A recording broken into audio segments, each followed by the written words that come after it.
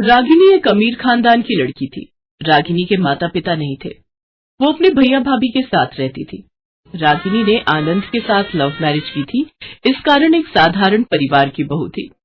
रागिनी बहुत ही घमंडी स्वभाव की थी। भले ही शादी के बाद उसके पास इतने पैसे नहीं थे, फिर भी उसके शौक अभी भी अमीर थे। हर समय सहेलियों के साथ घूमना फिरना, उन्हें घर पर बुलाना, खाना पीना, यही उसकी आदत थी। Okay bye. अच्छा सुनो, बाजार में कोई नए कपड़ों की सेल लगे तो मुझे फोन करना मत भूलना। रागिनी बहू, तुमने आज फिर अपनी सहेलियों को चाय नाश्ते पर बुला लिया। रोजाना इतना खर्चा करना अच्छी बात नहीं है। बस मेरी सहेलियां गई नहीं कि आपके लेक्चर शुरू हो गए। मैंने आपको कितनी बार कहा है माँ जी, अपनी गरीबी का रोना मेरे आगे मत रोया करो। मैं एक अमीर खानदान से आई हूँ और मुझे इस तरह की चीजें पसंद है। ये सब सहेलियों का आना जाना, शॉपिंग पर खर्च करना, ये सब मेरे लिए आम बात है। इसलिए आप अपने काम से काम रखो, मेरी लाइफ में दखलंदाजी करने की कोशिश भी मत कीजिएगा। हेलो, हाँ भाभी, अच्छा ठीक है, कोई बात नहीं भाभी, मैं शाम को फ्री हूँ। हाँ हाँ, आप चिंता मत करो। आप मुझे साड़ी की फोटो भेज दो, मैं सेम कलर की फॉल लेते आऊंगी। हाँ ठीक है। अरे कोई बात नहीं भाभी, अब ननद अपनी भाभी के काम नहीं आएगी तो और कौन आएगा। रागिनी की भाभी उसे बार बार कोई न कोई काम पकड़ा देती थी और रागिनी अपनी भाभी का कोई भी काम मना नहीं करती थी। ये लो भाभी, मैं आपकी साड़ी की फॉल भी ले आई हूँ और कुछ फ्रूट और वेजिटेबल जो भी आपने कहा था वो सब ले आई हूँ। अरे क्या हुआ, आज आप खुद काम कर रही हो, मेड नहीं आई क्या आज? नहीं, आज उसकी बेटी बीमार थी इसलिए छुट्टी कर गई है और रामदीन भी गांव गया हुआ है, इस वजह से सारे घर का काम मुझे ही करना पड़ रहा है। अरे भाभी, आपने मुझे पहले क्यों नहीं बताया? हटो, आप आराम से बैठो, मैं सारा काम निपटा लूंगी, आप मुन्ना की देखभाल करो। रागिनी सारे घर का काम करके खाना बना देती है। रागिनी, मुझे तुम्हारा कितना सुख है। तुम्हारी शहर में शादी ना हुई होती तो मुझे कितनी परेशानी होती। वो तो है भाभी, मुझे भी तो आप लोगों का कितना सुख है। अच्छा मैं चलती हूँ, आज मेरी फ्रेंड्स ने मुझे मार्केट आने के लिए बोला है, बहुत बढ़िया साड़ियों की सेल लगी है। आप भी चलो तो साथ में ही शॉपिंग कर लेंगे भाभी। नहीं नहीं, अभी तो मुन्ना को सुलाने का टाइम हो रहा है और बाकी सामान तो मैंने तुमसे मंगवा ही लिया है, फिर किसी दिन चलते हैं। रागिनी अपनी सहेलियों के साथ बाजार चली जाती है। उसे आने में रात हो जाती है। उसके हाथ शॉपिंग बैग से भरे हुए थे। क्या बात है रागिनी, तुम दोपहर के घर से निकली हुई हो और अब आ रही हो? अच्छा, मैंने तुम्हारे बैंक के अकाउंट में एक नंबर से 5,000 रुपए ट्रांसफर करवाए थे, वो मुझे भेज दो, मैं ऑनलाइन बिजली का बिल भर देता हूँ। कल आखिरी डेट है बिजली के बिल की। मैंने तो उन पैसों की आज शॉपिंग कर ली, बहुत दिनों से कुछ खरीदा ही नहीं था तो सोचा आज अच्छी अच्छी साड़ियां ही खरीद लेती हूँ। रागिनी, तुमने उन पैसों से शॉपिंग कर ली? तुम्हें पता भी है वो पैसे मैंने बिजली के बिल के लिए रखे हुए थे। खैर छोड़ो, तुम्हें कुछ भी कहने का कोई फायदा नहीं है। सिर्फ 5,000 रुपए की तो बात है, मैं भैया को फोन पर बोल दूंगी, वो तुम्हें दे देंगे। कोई जरूरत नहीं है भैया को बोलने की, अब तुमने खर्च कर ही दिए हैं तो कोई फायदा नहीं है। मैं देखता हूँ, कहीं से इंतजाम करता हूँ मैं। रागिनी बहू, अभी भी समय है, संभल जाओ, कहीं ऐसा ना हो कि ज्यादा खर्च करने के चक्कर में तुम बाद में पछताओ। मुझे कोई पछताना नहीं पड़ेगा माँ जी, मैं बहुत पैसे वाले खानदान की हूँ। मेरे भैया भाभी को बस एक फोन घुमाने की देर होती है, मेरे भैया फौरन मेरे अकाउंट में पैसे ट्रांसफर कर देते हैं। वो तो मुझे आनंद ने रोक दिया, वरना वो अभी के अभी मेरे अकाउंट में पैसे भेज देते। रागिनी किसी की भी कोई बात नहीं सुनती थी। कुछ दिनों से रागिनी को पैसों की परेशानी हो रही थी, इसलिए उसने अपनी एक सहेली महिमा से पैसे उधार लेने शुरू कर दिए। उसे लगता था कि वो कुछ दिनों में लौटा देगी। हेलो, हाँ महिमा, यार सुन, जिस नेकलेस का तूने मुझे फोटो और लिंक भेजा है ना, वो मुझे बहुत पसंद आ रहा है, पर यार मेरे अकाउंट में तो पैसे ही नहीं है। सुन, तेरे अकाउंट में पैसे हैं तो मुझे उधार दे दे, मैं तुझे थोड़े दिनों में ही लौटा दूंगी। तुझे तो पता ही है ना, भैया आउट ऑफ इंडिया गए हुए हैं तो वो कुछ दिनों बाद लौट आएंगे, मैं उनसे लेकर दे दूंगी तुझे, पर मैं नहीं चाहती कि नेकलेस मेरे हाथ से जाए। हाँ हाँ, मेरे पास तो अकाउंट में है। अरे मैं तुझे जानती हूँ, तू कोई छोटे खानदान की थोड़ी है, तेरे भैया शहर के जाने माने रिच पर्सन है, इतनी बात बोलने की कोई जरूरत ही नहीं है। देख, तेरे अकाउंट में 50,000 रुपए आ गए होंगे। हाँ आ गए, थैंक यू सो मच। चल अब मैं जल्दी से ऑर्डर कर देती हूँ, फिर ये बढ़िया नेकलेस मेरा होगा। वैसे बात सुन, जो अर्चना ने ये साइट तुझे भेजी है ये ठीक है ना, क्योंकि पहली बार मैं इस साइट से मंगवा रही हूँ। देख रागिनी, इस बारे में तो मैं नहीं जानती, मैंने तो तुझे मैसेज फॉरवर्ड कर दिया था, अब जिसको लेना है वो ले ले, और तूने मुझसे पैसे मांगे वो मैंने तुझे भेज दिए। मैंने एक रिंग पसंद की है, देखती हूँ, अगर हुआ तो ऑर्डर कर दूंगी, बाकी तू देख ले, तुझे ऑर्डर करना है तो कर ले, क्योंकि मेरे ख्याल से ये नेकलेस के 2 ही पीस रह गए, बाकी सब बिक चुके हैं। अच्छा चल ठीक है, फिर मैं जल्दी से पहले ऑर्डर कर दूं, फिर तेरे से बात करती हूँ। Okay bye. रागिनी वो नेकलेस ऑर्डर कर देती है। कुछ दिनों बाद रागिनी का नेकलेस आना था पर वेबसाइट खुल ही नहीं रही थी। अरे महिमा, तुमने जो लिंक भेजा था ज्वेलरी वाला, मैंने उससे वो नेकलेस ऑर्डर किया था। कल की डिलीवरी लिखी थी पर अभी मैं वो साइट खोलकर देख रही हूँ तो वो साइट खुल ही नहीं रही। तुमने रिंग भी ऑर्डर की थी ना, देखना तुम्हारे में लिंक खुल रहा है क्या? अरे रिंग मैं ऑर्डर करने वाली थी पर उस समय मैं किसी काम में बिजी हो गई। फिर देखा तो कोई ऑलरेडी खरीद चुका था, इसलिए मैंने नहीं की। पर तू रुक, मैं देखती हूँ। महिमा देखती है कि वो लिंक नहीं खुल रहा। रागिनी को पता चलता है कि वो साइट एक स्कैम था। वो साइट बंद हो चुकी है और उस पर जिसने भी ऑर्डर किया था सबके पैसे डूब चुके हैं। तो चल अब कर ही क्या सकते हैं। सुन, तो वो मेरे 50,000 रुपए कब तक दे देगी? मुझे ना जरूरत है। हाँ, मैं आज ही भैया को फोन करती हूँ, नहीं तो मैं भाभी से लेकर तुझे दे दूंगी। रागिनी अपने भैया को फोन करती है पर अभी तक उसके भैया विदेश से वापस नहीं लौटे थे और ना ही उनका फोन लग रहा था। रागिनी अपनी भाभी से बात करने घर जाती है। रागिनी, तुम्हारे भैया अभी सो रहे होंगे, वहाँ रात है अभी और वैसे भी मॉर्निंग में उनकी मीटिंग है बहुत इंपॉर्टेंट। उन्होंने मुझे पहले ही बोल दिया था कि मैं उन्हें कल रात तक बिल्कुल भी परेशान न करूं। पर तुम्हें ऐसी साइट से मंगवाने की जरूरत ही क्या थी? तुम जानती हो कि तुम अब पैसे वाले घर की नहीं हो, अब तुम एक गरीब परिवार की बहू बन चुकी हो, तो तुम्हें अपना थोड़ा घमंड छोड़ना चाहिए। हम भी कब तक तुम्हारे लिए करते रहेंगे? देखो, ये सब खर्चे तुम कर तो लेती हो पर बार बार तुम्हारा हमसे पैसे मांगना, कहीं ना कहीं तुम्हारे भैया कुछ नहीं कहेंगे पर मुझे ठीक नहीं लगता। और 50,000 कोई छोटी रकम नहीं होती है। अब मैं कुछ नहीं कर सकती क्योंकि मेरे पास इतने पैसे नहीं है जो मैं तुम्हें दे सकूं। सॉरी। अपनी भाभी की बातों को सुनकर रागिनी की आंखों में आंसू आ जाते हैं। उसे बिल्कुल भी यकीन नहीं था कि उसकी भाभी उसके साथ इस तरह का व्यवहार करेगी। जिस भाभी के वो सारे काम करने चली जाती थी, आज वही भाभी उसकी मुसीबत में सहायता नहीं कर रही थी। कहीं न कहीं गलती रागिनी की थी। उसे अपने आप पर घमंड था कि उसके भैया भाभी पैसे वाले हैं, इसलिए हमेशा उसकी मदद करेंगे। रागिनी घर लौट आती है और अपने कमरे में जाकर फूट फूट कर रोने लगती है। रागिनी मन ही मन खुद से बातें कर रही थी। उसकी सारी बातें उसकी सास सुन लेती है। अगर मैंने अपनी ये सोने की चेन बेच दी तो आनंद मुझसे बहुत सवाल करेंगे। मैं क्या करूं, मुझे कुछ समझ में नहीं आ रहा। रागिनी बहू, तुम्हें अपने जेवर बेचने की कोई जरूरत नहीं, किसी को कुछ पता नहीं चलेगा। माँ जी आप? हाँ बहू, मैंने सब सुन लिया है, तुम्हें परेशान होने की कोई जरूरत नहीं है। ये लो मेरी सोने की चूड़ियां, आराम से 50,000 की तो बिकी जाएंगी। तुम इन्हें बेचकर चुपचाप अपनी फ्रेंड के पैसे लौटा दो। इस बारे में आनंद को कुछ पता नहीं चलेगा। सॉरी माँ जी, मुझे माफ कर दीजिए, मुझसे बहुत बड़ी भूल हो गई। मैं घमंड में आकर उधार तक मांगने लगी। मुझे लगता था मैं एक अमीर खानदान की लड़की हूँ, इसलिए जब चाहे मैं अपने भैया भाभी से पैसे मांग सकती हूँ, पर नहीं, मैं गलत थी। मुझे आपके और आनंद की बातों को मानना चाहिए था, समझना चाहिए था। आई एम सॉरी माँ जी, आप बहुत अच्छे हो, थैंक यू सो मच। मेरे पास इतनी अच्छी माँ थी और मैं अपनी सास को माँ कभी समझ ही नहीं पाई। मैं प्रॉमिस करती हूँ माँ जी, मैं अब कभी भी अपने ऊपर घमंड नहीं करूंगी और ना ही ऐसी गलती। रागिनी अपनी सास से माफी मांगकर चूड़ियों के पैसों से महिमा का उधार लौटा देती है। रागिनी अब कभी भी अपने भैया भाभी से पैसे नहीं मांगती थी। साथ ही अब वो अपने मायके भी बहुत कम जाती थी ताकि मायके में उसके ससुराल की इज्जत बनी रहे। उस दिन से रागिनी ने घमंड करना छोड़ दिया। अब उसने अपनी सहेलियों के साथ फालतू घूमना फिरना भी छोड़ दिया था। वो अब अपनी सास और अपने पति के साथ बहुत प्यार से रहने लगी। वर्षा बहू नजर नहीं आ रही, सुबह से गायब है। तुम्हें पता तो है माँ, वर्षा सुबह बाजार के लिए निकल जाए तो शाम से पहले लौटती नहीं है। आ तो गई हूँ, वो मेरी सहेली ने बताया था सस्ती साड़ियों की सेल लगी हुई है। वो 2 साड़ी फालतू खरीद लाई तो मुझे बोली कि तू रख ले। मैं उसी के घर चली गई थी। इतनी साड़ियां पहले रखी हुई हैं, वो कहाँ संभालोगी बहू? माँ जी, मुफ्त में कोई चीज मिले तो लेने में हर्ज ही क्या है? बहन जी, कपड़े धोने का सर्फ लोगी? अगर 5 पैकेट लोगी तो ये बाल्टी मुफ्त में मिलेगी। 5 पैकेट के साथ 1 बाल्टी मुफ्त?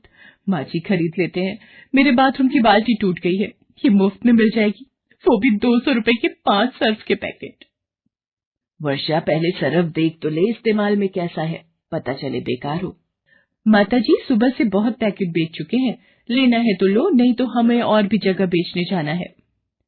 माँ जी मुझे बाल्टी की जरूरत है, ये लो 200 रुपए। लाओ सर्फ इधर दो, कपड़े तो धोने ही है, अभी इस नई बाल्टी में ही डुबो देती हूँ। अरे ये सर्फ में झाग क्यों नहीं बन रहा? ये क्या? ये तो मामूली पाउडर है और ये बाल्टी मानो अभी चटक जाएगी। और करो लालच। ये कहानी है वर्षा की, जो अपने पति विनोद और सास ससुर के साथ जबलपुर में रहती थी। वर्षा का 3 साल का एक बेटा भी था जिसका नाम वंश था। वर्षा स्वभाव से बहुत लालची थी। मुफ्त में कुछ भी मिल जाए बस, उसकी इस आदत से घर के सभी लोग परेशान थे। एक दिन, विनोद, ये देखना, मेरी सहेली ने मुझे मोतियों की ये माला दी है, कैसी लग रही है? वो पहनती नहीं थी, मैंने कहा मुझे दे दे। अच्छी है, पर ऐसे हर बार तुम किसी न किसी सहेली के घर जाती हो और कोई ना कोई चीज लेकर आती हो, अच्छा नहीं लगता। विनोद, तुम खुद तो कभी कुछ लाकर देते नहीं हो, और मेरी सहेलियां दें तो तुम्हें बुरा लगता है। विनोद, इसे कुछ भी कहना बेकार है। माँ जी, एक तो वैसे ही शादी के बाद इस घर में मुझे कोई सुख नहीं मिला, ऊपर से आप मुझे ही सुना रहे हो। अरे अब बस भी करो, तुम लोगों की सारा दिन चिक चिक सुनकर मोहल्ले वाले भी कहते हैं कोई भिंडी बाजार है हमारा घर। वंश, आओ, तुम्हें तैयार कर दूं, बर्थडे में जाने का समय हो रहा है। अब आज किसका जन्मदिन है जो दोनों माँ बेटे तैयार होकर जा रहे हो? दादी, मेरे दोस्त दीपक का बर्थडे है। वो बहुत बड़े फार्म हाउस में पार्टी दे रहा है, इसलिए मम्मी पापा दोनों को ले जा रहा हूँ। ये सफेद कमीज और कोट पहन लेना जी, तुम्हारे लिए कल स्पेशल खरीद कर लाई थी। इतने पैसे वाले लोगों के बीच कुछ तो ढंग के दिखो। वर्षा विनोद और वंश के साथ बर्थडे पार्टी में पहुंचती है। वहां पर उसे उसकी सहेली मीनल मिल जाती है। अरे वर्षा, और बता कैसी है? कोई बड़े दिनों बाद मिलना हुआ। ये तो तूने वही साड़ी पहनी है ना जो मैंने तुझे सस्ते दामों पर बेच दी थी। यहाँ तो चुप हो जा मीनल, वो तो काफी पुरानी बात हो गई, किसी ने सुन लिया तो। वर्षा, जरा इधर आना। देखा, मैं तभी बोल रहा था, यूं लालच में आकर बिना सोचे समझे कुछ भी खरीदती रहती हो। मम्मी, मुझे भी इस साल अपना बर्थडे ऐसे ही फार्म हाउस पर मनाना है। इतनी धूमधाम से जन्मदिन मनाना बेटे तेरे पापा के बस की बात नहीं है, भूल जा। किसी बड़े खानदान में पैदा हो जाता तो शायद ऐसा धूमधाम वाला जन्मदिन मना पाता। चलो, काफी देर हो गई है, ऑटो भी नहीं मिलेगा। क्या हुआ वंश बेटा, दीपक के साथ कुछ देर और खेल लो। बस सर, ऑटो मिल जाए तो टाइम से घर पहुंच जाएंगे। इसमें चिंता की क्या बात है, मैं अभी ड्राइवर को बोलता हूँ, वो आप लोगों को छोड़ आएगा। अरे नहीं सर, आप परेशान। वो हमारी गाड़ी ठीक होने गई है, इसलिए हम कैब करके आए थे, अब हो नहीं रही तो ऑटो। विनोद, जब मिस्टर अरोड़ा इतना जोर दे रहे हैं तो चल लेते हैं। बड़ी गाड़ी में बैठने का अलग ही मजा है, और ऑटो के पैसे भी बच जाएंगे। वर्षा विनोद को जबरदस्ती मिस्टर अरोड़ा की गाड़ी में चलने के लिए कहती है, और मजबूरीवश विनोद को उसका कहना मानना पड़ता है। जब से वर्षा बड़ी गाड़ी में बैठकर आई थी, तब से ना जाने रोजाना कौन से सपनों में खो जाती थी। ऐसे ही एक दिन, काश इतनी बड़ी गाड़ी हमारे पास भी होती तो उसमें सचमुच कितना मजा आता। आलीशान घर, बड़ी गाड़ी, दौलत, शोहरत, सब कुछ हो तो कितना मजा आए जिंदगी जीने का। बेटी, दौलत शोहरत से खुशियां नहीं खरीदी जा सकती। आप कौन हो जो मुझे ये उपदेश दे रहे हो? और कौन कहता है पैसा सारी खुशियां नहीं देता? अगर मेरे पास भी पैसा हो तो मैं तो बस खुशी खुश रहूं। अच्छा, चलो एक काम करो, मैं तुम्हें नोट छापने की एक मशीन दूंगा, पर वो एक जादुई मशीन होगी जो रोजाना घर में से कोई भी एक चीज लेकर बदले में तुम्हें नोट देगी। लेकिन याद रखना, मशीन रोजाना नोट देती है, इसलिए एक दिन भी तुमने उस मशीन को कुछ नहीं दिया, फिर वो तुम पर हावी हो जाएगी। बाबा, मुझे तो रोजाना ही नोट चाहिए, मुझे इसमें कोई परेशानी नहीं है, बस आप मुझे जल्दी से वो नोट छापने की मशीन दे दो, फिर तो मेरी सारी परेशानियां दूर हो जाएंगी। साधु वर्षा को नोट छापने की मशीन दे जाता है। कौन था वर्षा, इतनी देर से दरवाजे पर क्यों खड़ी थी? ये देखो माँ जी, एक साधु बाबा मुझे ये नोट छापने की मशीन दे गए हैं। अब रोजाना ये मशीन किसी भी एक चीज के बदले नोट देगी। ये तो कहीं नहीं सुना, तू तो लग रहा है दिन में सपने देख रही है और जादू और चमत्कार की बातें कर रही है। माँ जी, मैं सच कह रही हूँ, रुको मैं आपको इस मशीन में से नोट निकाल कर दिखाती हूँ। ये देखो, मैंने इसमें ये रुमाल डाला और अभी देखना नोट बाहर आएंगे। हाँ, ये तो कमाल हो गया वर्षा बहू, इस मशीन में तो नोट छपकर बाहर आ रहे हैं। सुनो जी, ये देखो, वर्षा बहू को एक साधु बाबा नोट छापने की मशीन ये मशीन तो सच में नोट छाप रही है। बाबूजी, अब आप देखते जाओ, हम लोग कुछ ही दिनों में करोड़पति बन जाएंगे। नोट छापने की मशीन देखकर विनोद ना जाने किस चिंता में था। वो वर्षा से बोला, वर्षा, मुझे कुछ ठीक नहीं लग रहा है। इस तरह से मशीनों में कोई चीज डालकर नोट निकालना गलत है। मुझे तो इसमें कोई राज छुपा दिखाई पड़ता है। ऐसा ना हो ये लालच तुम्हें ले डूबे और कहीं तुम्हें पछताना न पड़े। अरे पछताऊंगी क्यों? जब रोजाना नोट हाथ में आएंगे तो फिर तो मानो रोज दिवाली। आओ माँ जी, आओ माँ जी, आज हम ढेर सारी शॉपिंग करने चलते हैं। मुझे कुछ चीजें दे दो ताकि मशीन में से नोट निकाल सकूं। मम्मी, मुझे भी ढेर सारे महंगे खिलौने खरीदने हैं। मेरे दोस्त दीपक के पास बहुत बढ़िया और महंगे खिलौने हैं। ठीक है, आज तुम जितने मर्जी खिलौने खरीद लेना। मेरे पास बहुत पैसे हैं जो कभी खत्म नहीं होंगे। इस तरह वर्षा ने पैसे आते ही घर का नक्शा बदल दिया। नया घर, गाड़ी, धन दौलत सब कुछ उसके पास आ गया। एक दिन, हेलो मीनल, मेरे बेटे वंश का हैप्पी बर्थडे है, तो तुम्हें भी आना है। बहुत बड़े 5 स्टार होटल में पार्टी दे रही हूँ। ठीक है, बाय। वर्षा, ये क्या, तुम वंश के जन्मदिन की पार्टी दे रही हो? अरे, आज जब हमारे पास पैसों की कोई कमी नहीं है तो हम अपने वंश का जन्मदिन बहुत धूमधाम से मना सकते हैं। वर्षा वंश के जन्मदिन की तैयारियां कर रही थी। अचानक, विनोद, तुमने वंश को देखा है? दिखाई नहीं दे रहा। अपने कमरे में होगा। इतने सारे वीडियो गेम, महंगे खिलौने तुमने लाकर दे दिए, अब तो उन्हीं में लगा रहता है। वर्षा, सुबह से वंश अपने कमरे में ही बैठा है। मैं वंश को बुलाकर लाता हूँ। वंश बेटा, वंश कहाँ हो? वंश कहाँ गया? मेरा मन घबरा रहा है। ऐसे घर से कहाँ जा सकता है? इधर उधर जरा पड़ोस में ढूंढो। आज जन्मदिन पर हमारे पैर छूने भी नहीं आया, नहीं तो सबसे पहले उठकर हमारे पास आता है। ये नोट मशीन में वंश की टी शर्ट कैसे नजर आ रही है? वंश, वंश, इसका मतलब नोट मेरे वंश को खा गई। क्या हुआ, रोने क्यों लगी?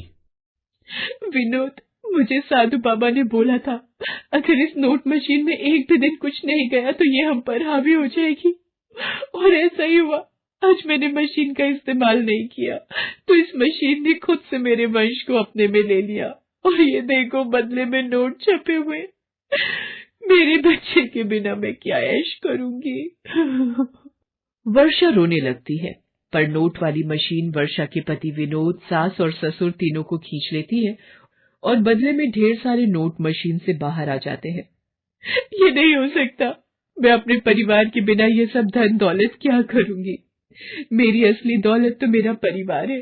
साधु बाबा आप सही कह रहे थे, मुफ्त का धन खुशी नहीं देता, मेहनत से जितना भी कमाओ खुशी देता है। बाबा ये मशीन वापस ले लो, मुझे मेरे अपने दे दो, मैं कभी लालच नहीं करूंगी। नोट मशीन मेरे परिवार के लोगों को वापस कर नहीं तो मैं तुझे तोड़ दूंगी। हे भगवान, इसके दिन में देखने वाले सपनों ने तो दिमाग खराब किया हुआ है, तभी नींद में सब कुछ फेंक रही है। वर्षा, ओ वर्षा, आज वंश का जन्मदिन है, उसके दोस्त आते ही होंगे। भटूरे का आटा तैयार कर दिया है, जाकर छोले बना ले। विनोद केक लेने गया हुआ है और तेरे बाबूजी वंश के साथ गुब्बारे फुलाने में लगे हुए हैं। ये सपना था, मेरे अपने मेरे पास है। माँ जी इधर आना, आज आपको गले लगाने का मन हो रहा है। आज इतना लाड क्यों दिखा रही है? कहीं इसलिए तो नहीं छोले भी मैं ही बना दूं? मेरी प्यारी सासू माँ। Thanks for watching.